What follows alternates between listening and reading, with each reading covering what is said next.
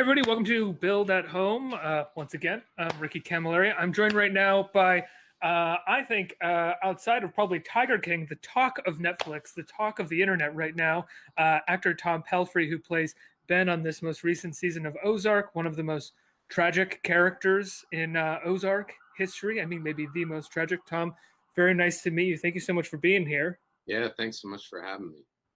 Before we get started and talk everything, Ben and Ozark, I just want to say something that we've been saying at the top of all of these interviews, which is across the country, children are missing school lunches. Up to 336 million lunches have been missed by children across the country due to school closures from the coronavirus. If you would like to find out how you can donate to help children get lunches in this country, please go to nokidhungry.org. Thanks. Tom, thank you so much for being here. Before we get started, I know you had told me that you're out of the city right now. How are you holding up? What are you doing to keep yourself sane? Yeah, I mean, luckily I can, isolate comfortably, so that's good. Just staying away from other people, taking the dog for walks, doing some push-ups, trying to eat decent and reading some books. Yeah, and just really checking in on family and friends, especially the people I know who might be a little bit older, might be a little bit more vulnerable. Just making sure everybody's doing okay. You sort of feel helpless, being isolated. But I think sometimes it's nice to just reach out, be talking to people, make sure that the people that you know who are by themselves, that you give them a call, maybe FaceTime if you can, so it doesn't feel so lonely. And yeah. So let's talk about Ben. What a character! What a beautiful, sort of classically dramatic character, where his outcome is kind of inevitable, almost upon meeting him. Unfortunately, what was it like when they approached you with this? I mean, what an opportunity! Yeah, it really is. It's just it's just a really great opportunity. I auditioned for the role with Alexa Fogel. Alexa cast for Ozark. She and I go back 15 years. She felt like this role would be a good fit for me, and when I read it, I agreed. So, yeah, it's just very exciting. I was a fan of the show prior to auditioning, so I already knew what it was about. I knew the tone. I loved the actors. I loved the writing. Yeah, I mean, pretty much in every possible dimension for a job to be good, this job was very, very good. So, yeah, every now and then one of those opportunities comes along and you hope to make the best of it. You said that you and Alexa, the casting director, go back 15 years. Is that back to Guiding Light? No, so the first time I'd read for Alexa was Generation Kill. Oh, right. The David Simon. Yeah, exactly. Alexa casts all of David Simon's things. So I met her auditioning for that back in the day, and we've sort of stayed close since in terms of going in and think respecting each other's work and because I was going to say, prior to this interview, I watched some clips of you in Guiding Light, and I watched when you won in 2006 your first daytime Emmy, and the clip that they showed of you like screaming and threatening to cut your hair or cutting your hair, maybe I was like, of course they cast this guy as Ben. This is a Ben moment. What's funny about that moment on Guiding Light was I wanted to do a play. And the play was about World War II, and I needed short hair. So I asked the executive producer if I could do the play, and I was like, I also am going to need short hair. And she's like, yes, you can do the play.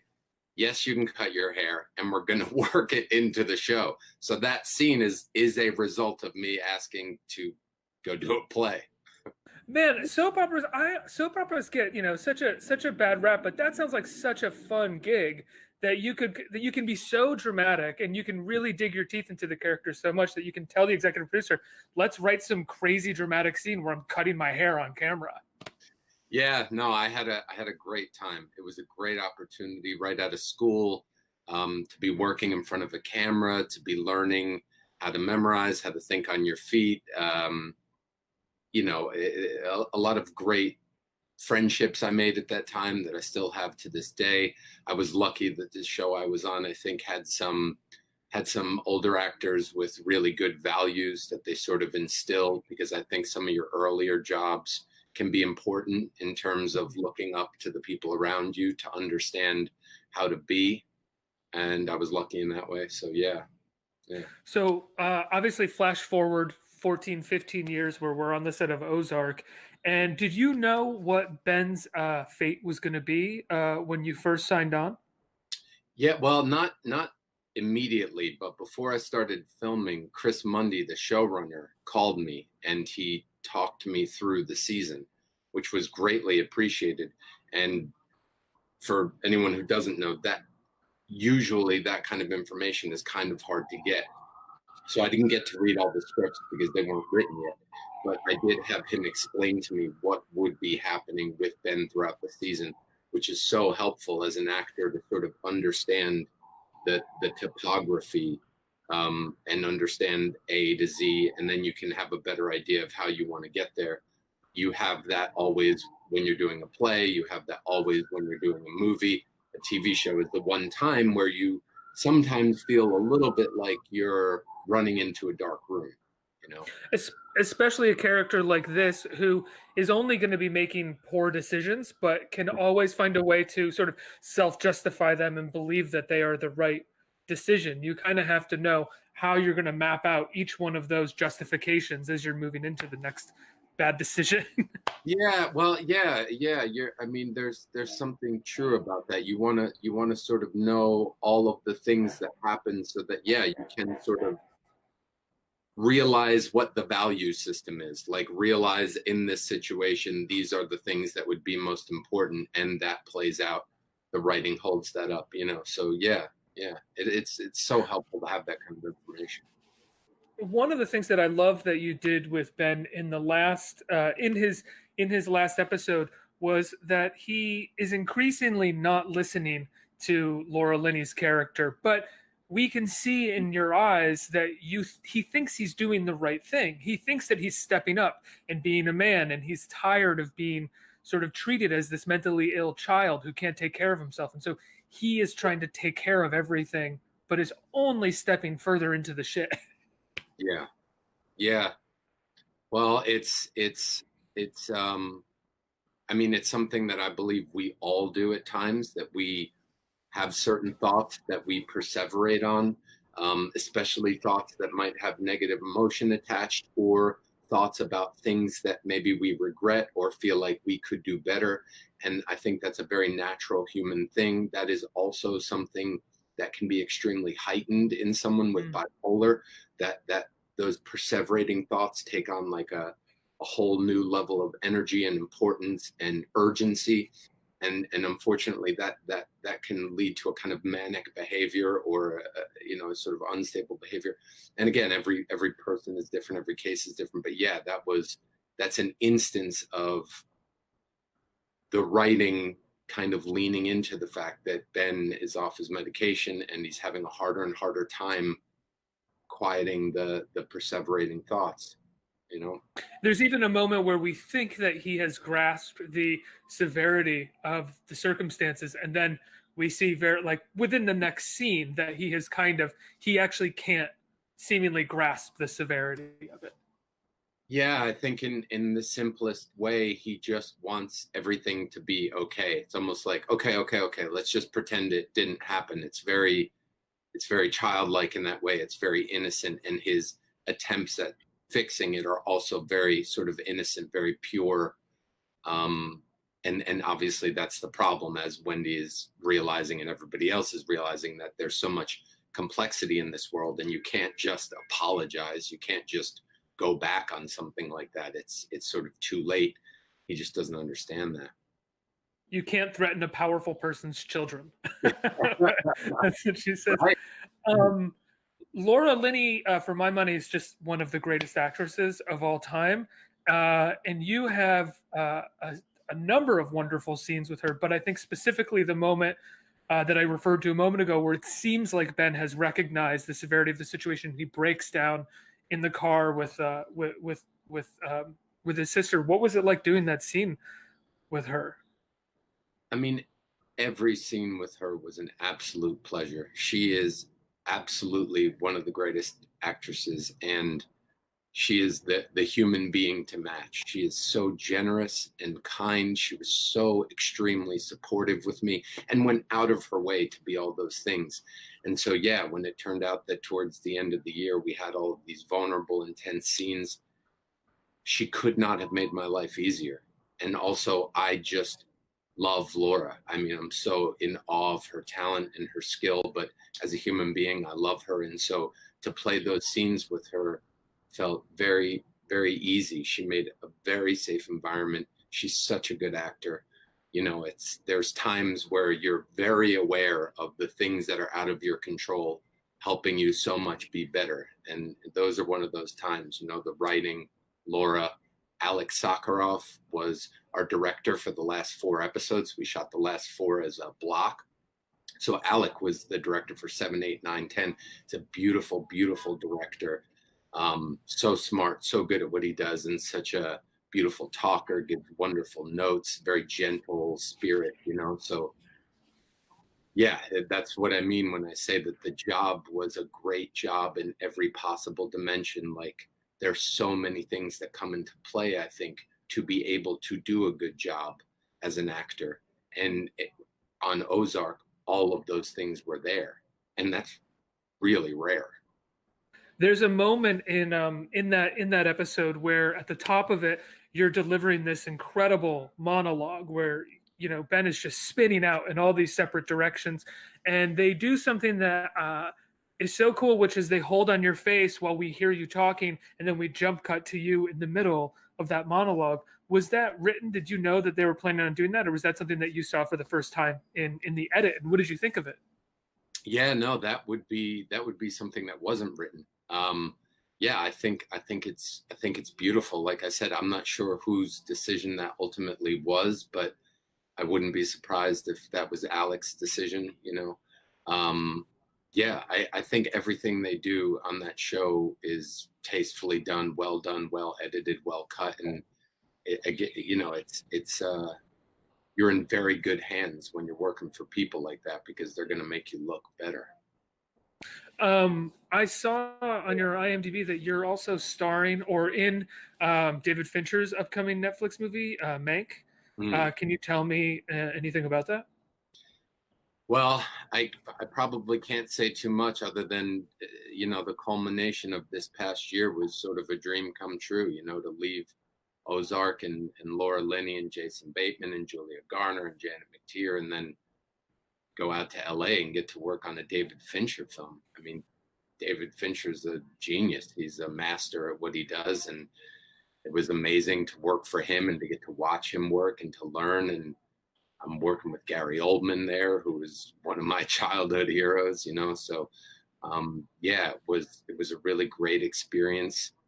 And I feel like I learned a lot from watching David and Gary work. David is notorious or famous for doing a number or a lot of takes. Was that your experience with the shoot? Yeah, we often did. yeah, that's what he does. Yeah. No, he sure does. But I have to say, like, there is such how to say this. It is so clear that he knows exactly what he's doing and exactly what he wants. It is a pleasure to work for him because you can give over to him in a way that I don't think you usually get to give over to somebody. So even if you're doing 50 takes, by the end of 50, my feeling was, oh, let's play some more. It never felt arduous. It never felt too long. It never felt like as many takes as we were doing. You know, you sort of have this rare opportunity as an actor to put yourself in one of the masters. And that to me is so exciting. You know, that in itself, just being able to get to work like that was pretty cool. There's also the idea that when you're doing theater, you know, you get to do weeks of rehearsal, which is doing a version of 50, 60, hundreds of takes, right? Where with a movie, you rarely get to have any kind of rehearsal. So that is the actor's time to really like maybe settle in a, not the same, but similar way that you get to settle in with a scene in theater. Yeah. No, for sure. We have Looks like we have an issue outside. Yeah, no, well, with David also, he does rehearsals on top of that. You know, he's Oh, very wow. about having the actors come out a bit early. Everybody gets to meet each other. You go over everything so that by the time you get on set, you're really on the same page and you kind of have all agreed upon what you're going to be doing. But yeah, no, it was a very singular experience. Working for him was unlike anything else in a really positive way.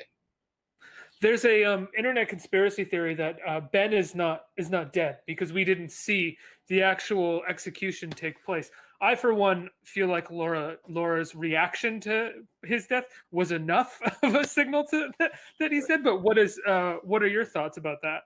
I don't know. Interestingly enough, there was conspiracy theories on set that that were saying the same thing. I haven't heard anything. I, as the actor, assume that Ben is indeed dead. But who knows? I hadn't heard anything to contradict that thought. But that's funny that people are saying that. Ben develops a relationship with Ruth in the season. What was it like working with Julia? Oh, she's great. She's great. We got along very well right away. We have some mutual friends, shared sense of humor. You know, we're filming down in Georgia. I got to go hang out with her and Charlie. Had a blast, go see movies, just a lot of laughter. It was really nice because our friendship, our working relationship was very light and easy, and it made it very easy and safe for us to do some of the intimate scenes, for us to do some of the emotional scenes. It was very, again, just a great work dynamic that makes it easier to perform. You know, it's so interesting with Ozark. Jason Bateman is ostensibly the star of the show, and he directed the pilot, I believe, and probably directs other episodes throughout. But he seems more than willing to allow the supporting cast or the rest of the cast kind of blow up a little bit and have humongous, beautiful moments outside of his character. Yeah, well, that's a really good observation, and I think you're absolutely right. He's a very I feel like all I'm doing is singing everyone's praises, but I really mean it. He's just such a generous, good, calm, happy, funny, supportive human being. Yeah, I really do think that's who he is. He seems very grateful for what he has, and he is extremely generous about sharing, about giving other people opportunities. There doesn't seem to be ego in it for Jason at all, which is really beautiful. And I'm sure I'm not the only actor to say like that is the kind of person you would work with over and over and over again, and it would be a pleasure. He's a real leader. You know, he's even when he's directing and he's acting, he's so calm. He just sees it all, giving notes, making jokes, so easy. It's like you almost forget you're at work, and then you remember that he's thinking of the shots and probably thinking of the edit and giving the actors notes and giving himself notes and cognizant of all of these things simultaneously, and yet remains calm, remains friendly, remains good humored. It's really impressive. I think it speaks a lot about the human being that he is on top of how talented he is. When you're playing a character like Ben and you have to do a scene where you're going to come barreling down the driveway and you're going to start screaming at a few people, or you're going to cry on the side of a car with Laura. How do you, and you might not want to say because sometimes people don't want to reveal their tricks or everything that they have to do, but how do you get to that place? Do you have to hold on to it for a long time prior? Can you kind of turn it on? What's a little bit of what your process is like for that? Yeah, I mean, honestly, every job feels a bit different, but one of the things that I could say about Ozark that made so many of those things feel easy in a way was it is excellent writing.